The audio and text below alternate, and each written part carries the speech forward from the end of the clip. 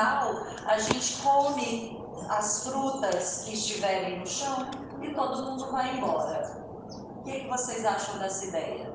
No segundo horário, por exemplo, que a gente poderia falar do povo iorubano, aí a gente traz os orixás que são cultuados entre os iorubanos. O último horário, a gente pode falar, por exemplo, de cultos mais sincréticos afro-brasileiros. Por exemplo, falar a respeito da Jurema, da Umbanda, e de outras religiosidades afro-indígenas, que têm a influência, mas que não são os candomblés. Mas com a mesma perspectiva.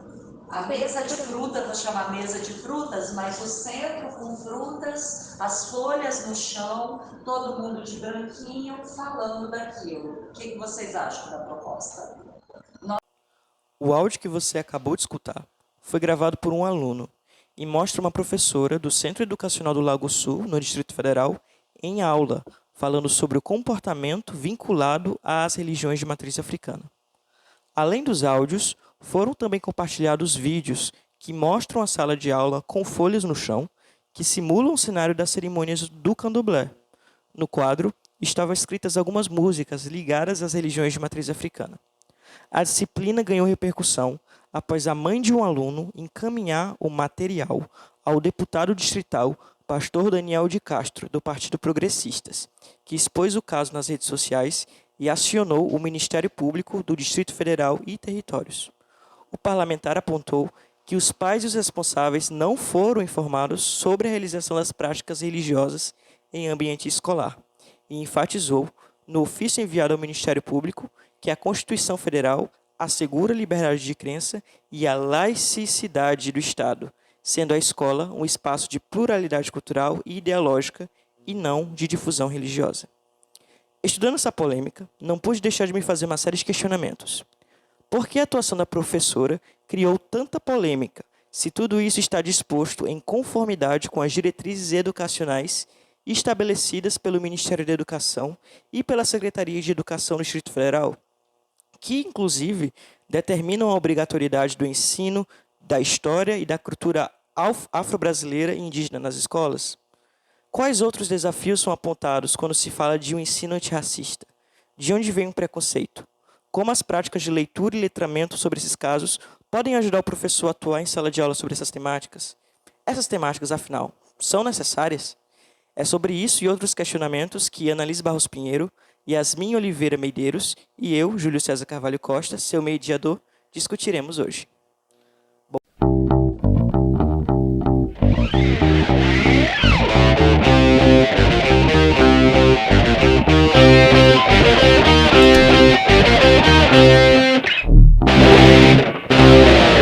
Bom dia! Bom dia! Bom, eu acho que para a gente começar a nossa discussão, eu acho que a gente precisa passar um pouco a limpo sobre os processos da história e da legislação do Brasil. Por quê? Porque eu acho que quando a gente vai falar da Lei 10.639 de 2003, que tudo isso se abre, né? Sim, essa lei ela foi de suma importância para a educação básica e para a educação superior, porque ela obrigou, digamos assim, que o ensino da literatura, não só da literatura africana, mas o ensino da história de matriz africana, afro-brasileira, fosse implantada na nossa educação. E claro que nós tivemos alguns impasses. E assim, quando determinada essa lei, pouco se era produzido na universidade sobre esse assunto. E, consequentemente, os alunos da educação básica pouco conheciam sobre a história da África e afro-brasileira. Isso é preocupante, porque dificilmente um professor vai dar ao aluno algo que ele não recebeu, se não era produzido lá. Então, isso já cria um impasse muito grande. Sim, e com isso as escolas precisaram revisar seus currículos, os seus projetos políticos pedagógicos para transformar as práticas pedagógicas sob um viés de conscientização e resistência. Então vocês acham que a implementação dessa lei teve um impacto na educação brasileira? Com certeza. Com certeza, porque como já foi dito aqui, os professores eles não estavam capacitados para lidar com tal demanda. Havia pouco material produzido pelas próprias pessoas africanas, como bem disse a Liz. E assim, a importância do conhecimento dessas disciplinas não é só sobre a academia, mas sobretudo como uma demanda antirracista e como função social para modificar as concepções que estão profundamente enraizadas na base da sociedade e que muitas vezes é passada para o livro didático de uma maneira eurocentrada e acaba que o aluno ele conhece só aquilo. Mas vocês acham que essa lei, ela está dando certo? A implementação dessa e de outras várias normas e diretrizes que regulamentam que o ensino antirracista, pode dizer assim, funciona? Infelizmente, ainda há alguns entraves no que diz respeito a esse assunto, pela própria academia, a educação superior, porque os cursos de licenciatura eles têm deixado a desejar, abordando de forma bem superficial e pouco preparando os futuros docentes para repassar esses conteúdos. Entretanto, o curso de Letras Português da Universidade Estadual do Piauí do campus de Parnaíba, por exemplo, ele bem aborda, tem um componente curricular específico para esse estudo. Então, nós, quanto futuros docentes, saberemos sim, inclusive, utilizar literatura para abordar essa temática tão importante e antirracista. Mas e a sociedade? Ela está preparada para isso, vocês acham? Ah, eu creio que não dá para generalizar, porque, querendo ou não, ainda tem resquícios do período colonial que, querendo ou não, enraiza e não deixa que aquelas disciplinas, aquele assunto, ele seja realmente desmistificado, né? E agora me vem à mente uma obra que se chama O Grande Dilema de um Pequeno Jesus, do Júlio Emílio Braz. E essa história narra a vida de Felipe, um garoto negro, que ele quer fazer o papel de Jesus na apresentação da Semana Santa da escola. E os colegas, eles já o recriminam. Você não pode ser Jesus porque você é negro. Jesus é branco, não, isso não pode acontecer. E o papel da professora é ficar calada. Ela simplesmente se cala e não diz respeito a nada que está acontecendo naquela sala de aula. E por que que eu resolvi falar dessa obra? Porque ainda existem muitos Filipes na educação, na sociedade. E outra obra que pode dialogar com o que a Liz acabou de falar é o Alto da Compadecida, em que Jesus aparece como um personagem realmente preto.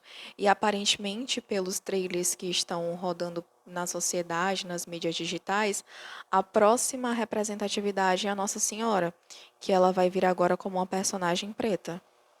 Isso é interessante porque a gente estava falando de valores eurocêntricos agora há pouco, e basicamente isso é um exemplo disso, né? De como a sociedade ainda está presa nesses arquétipos de branquitude, entre aspas, e não está disposta a abrir novas portas, né, para essas pessoas. E aí me leva para uma pergunta, né? Quais estratégias a gente pode utilizar em sala de aula mesmo, ou na sociedade, para combater essas visões preconceituosas e estereotipadas?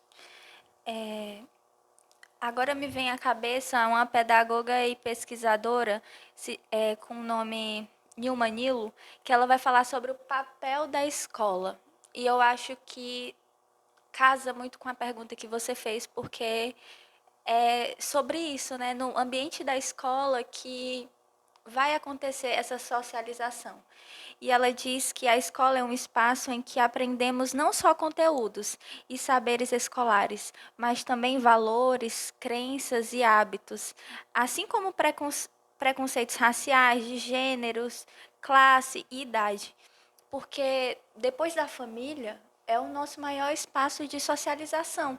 Então, é lá que vão ser propagadas todas essas questões. E uma maneira para trabalharmos essa questão da da história da África afro-brasileira é a própria literatura. Hoje nós podemos, com propriedade, dizer o quanto a quantidade de material que temos ao nosso favor em relação a esse tipo de literatura, como forma de libertação, de identidade, para agregar na vida dessas crianças, desses adolescentes. Acredito que é importante também ressaltar aqui a questão dos estereótipos que são dissipados na nossa sociedade acerca desses povos. As pessoas elas costumam desconsiderar ou às vezes nem têm conhecimento sobre a contribuição deles na formação da nossa cultura, da nossa identidade. É por isso que Serrano, lá em 2007, diz que a discriminação racial contra os negros é alicerçada no fato de que as práticas e ou contribuições de seus ancestrais são abafadas, marginalizadas ou deturpadas. Muitas vezes, o conhecimento que eles agregaram na nossa cultura, na nossa ciência, são, na maior parte das vezes, simplificados, desprezados, ridicularizados ou até mesmo excluídos dos currículos escolares brasileiros. Então, em relação à pergunta de uma nova perspectiva, de uma nova estratégia, melhor dizendo, nós poderíamos começar uma aula perguntando aos nossos alunos, por exemplo, se eles gostam de um pagode, de um samba, de uma feijoada, e a partir daí nós iniciarmos uma discussão, uma reflexão, dizendo que essas contribuições na nossa cultura vieram daqueles povos, dos africanos. Desmistificando, né, aquele conceito só de pobreza, também como forma de desmistificar, né, a fome, a miséria, que muitas vezes é a visão que temos desses lugares. E é preciso reconstruir novas bases para o conhecimento de fato, reconhecendo que o continente africano é o ventre que gerou a espécie humana. Foi lá a primeira aparição do Homo sapiens. Então, construir na sociedade essa visão também. Outro ponto interessante em relação à educação antirracista, muito importante neste ano de 2024, foi o tema da redação do Enem, que teve por título Desafios para, aliás, por tema Desafios para a valorização da herança africana no Brasil. A partir daqui, nós, quanto futuros docentes, podemos ter um diagnóstico de como é que os alunos estão lidando com essa questão, sobre qual a visão deles sobre esses povos, se eles têm conhecimento, na verdade, sobre alguma produção, sobre alguma contribuição deles para a nossa cultura. E foi interessante porque foi um eixo temático que se repetiu, e isso nunca tinha acontecido na história dos temas do Enem. Foi 2022, quando a literatura, ou quando falou do tema de povos originários. Não lembro o tema todo, mas falou dos povos originários. Isso é uma grande evolução, né? Podemos enxergar como uma grande evolução.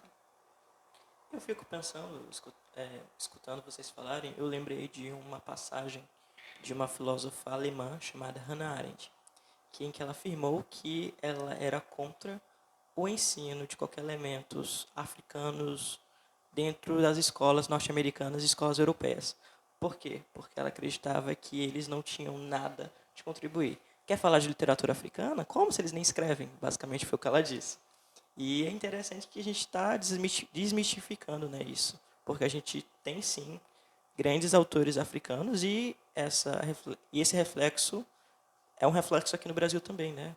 A gente pode falar de literatura, por exemplo. A gente pode falar de vários autores negros que discutem as mesmas temáticas, né? Vocês têm algum exemplo aí para recomendar?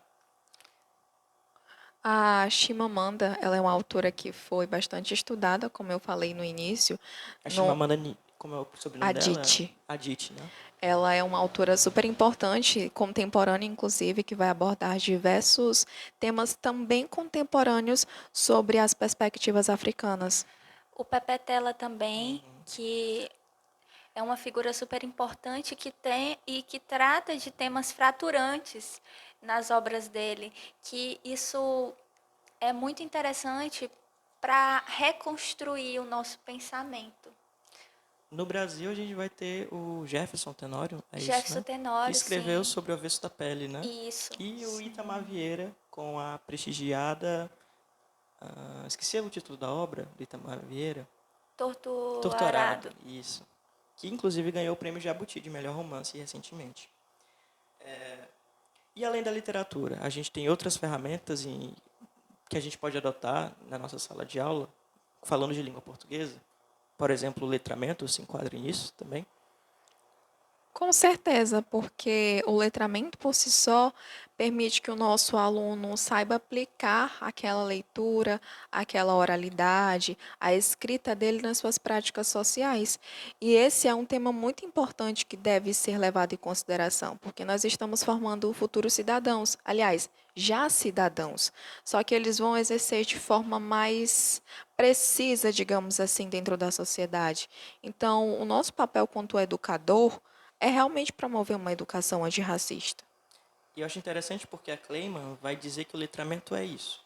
É o conjunto de práticas sociais cujos modos específicos de funcionamento têm implicações importantes para as formas pelas quais os sujeitos envolvidos nessas práticas constroem relação de identidade e poder. Ou seja, é a partir do que eles aprendem na escola, a partir de suas vivências, que eles também vão construir o seu futuro eu, né? Podemos dizer assim. E a gente pode pensar, falando nessa questão do letramento, como prática social, como identidade, na questão do livro didático, né? Será que os livros didáticos eles estão sendo formadores de fato? É uma E questão não que automatizadores, né? exatamente, é uma questão que ainda precisa ser repensada, sobretudo nas disciplinas de história e até mesmo de língua portuguesa, visando desconstruir aquela imagem da língua portuguesa ser só gramática. E também naquela língua portuguesa que é como se fosse criada de forma espontânea, né? A gente sabe, a gente estuda gramática, a gente sabe que hoje a formação das palavras tem uma variedade de origens, né? Além do português europeu. E uma dessas variadas origens é literalmente as línguas do continente africano. Isso também é um reflexo da escravidão que aconteceu no nosso país, né? E talvez seja por isso que, quando temos algum tópico sobre variação linguística dentro de um livro didático, normalmente é 1 ou 2 parágrafos.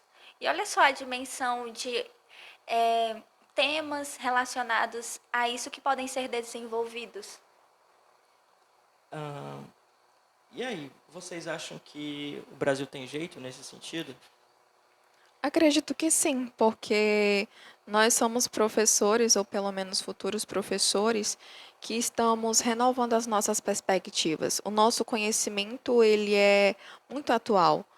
E nós, obviamente, temos que ter uma formação continuada e propor isso também para os outros professores, para que eles tenham conhecimento e que não seja repassado no universo escolar apenas a perspectiva europeia, mas também a africana. Ambas têm que estar em diálogo, porque ambas tiveram um papel fundamental na construção da nossa identidade. Com certeza. E é fundamental a oportunidade que estamos tendo de reconstruir a nossa identidade, não só como futuros professores, mas como pessoa, para poder passar esse conhecimento para os nossos futuros alunos. Bom, diante dos debates, das reflexões apresentadas ao longo desse episódio, torna-se evidente que a aprendizagem antirracista é um compromisso essencial para a construção de uma sociedade mais justa, plural e consciente. A implementação da Lei nº 10.639 de 2003 é um passo fundamental, mas ainda há desafios significativos que precisam ser superados, como o preconceito estrutural, as visões estereotipadas e a formação inadequada dos educadores. A educação antirracista não se limita a conteúdos específicos, mas envolve práticas pedagógicas que valorizam a diversidade e promovem o reconhecimento das contribuições dos povos africanos e indígenas na formação do Brasil. A literatura, os debates da sala de aula e o engajamento crítico, então, vão ser ferramentas poderosas para romper com os estigmas históricos e abrir caminho para o respeito às identidades culturais. Percebemos, então, que o papel da escola e dos educadores é central na transformação desse cenário. Somente por meio de um ensino comprometido com a equidade e a pluralidade, seremos capazes de formar cidadãos críticos, preparados para refletir e atuar em uma sociedade que precisa, urgentemente, vencer o racismo em todas as suas formas. Obrigado por nos acompanhar e até o próximo episódio.